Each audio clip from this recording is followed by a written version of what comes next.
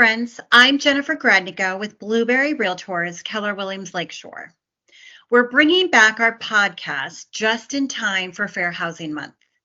Today, we'll discuss a recent addition to Michigan's continuing education requirements for all real estate licensees. We'll also talk about the latest cases around housing discrimination, including appraisal bias and redlining. With me is Dr. Alan Gradnigo, better known as my husband and partner in Thrive.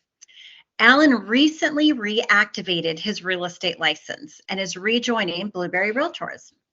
Not only is he versed in buying and selling houses, because we've bought and sold a lot in our marriage, he is also a loan officer, and he knows the ins and outs of all mortgage loans, in particular the VA loan, which we've used often as military veterans. Alan is also an experienced diversity, inclusion, and equity program manager and is an advocate for our subject today, fair housing. So Alan, tell us about this new requirement for Michigan realtors around fair housing. Thank you, Jennifer. With the support of Michigan Realtors, Governor signed legislation to law last November to include 1 hour of annual fair housing training for all real estate agents. The law took effect in February. It's significant because it doesn't add to the current 18 hours. It elevates the importance of fair housing and overall education requirements. I love that we're trying to ensure all realtors understand the importance of equal service to every one of our customers and clients. So why now? What happened in our state to stimulate this action? Yeah, those are great questions. Oddly enough, the lawsuits that requirement weren't even in our state. The first was a mortgage company accused of redlining in Pennsylvania. For those who may not know, redlining is the discriminatory practice of denying services to residents of a particular area based on race, color, or national origin.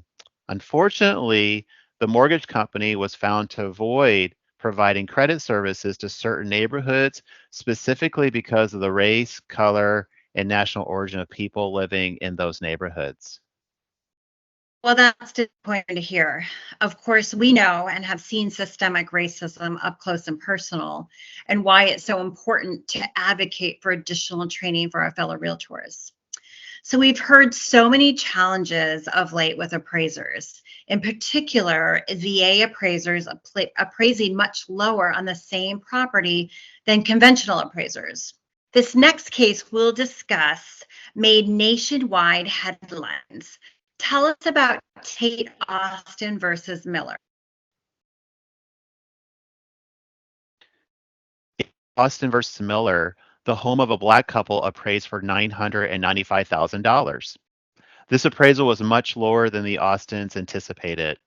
They ordered another appraisal, and beforehand, they removed any personal belongings from the home that might suggest a Black family lived there. They also included photos of a white couple and had a white friend pose as the homeowner to greet the second appraiser. The second appraiser valued the home at $1,450,000, a difference of $455,000. That is an incredible difference and downright disgusting, to be blunt. Whether the claims are unconscious bias, lack of training, or God forbid, truly racism, I'm so thankful the National Association of Realtors and our Michigan Realtors are taking action to prevent cases like this in the future.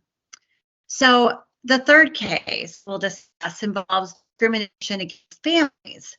Tell us about this allegation.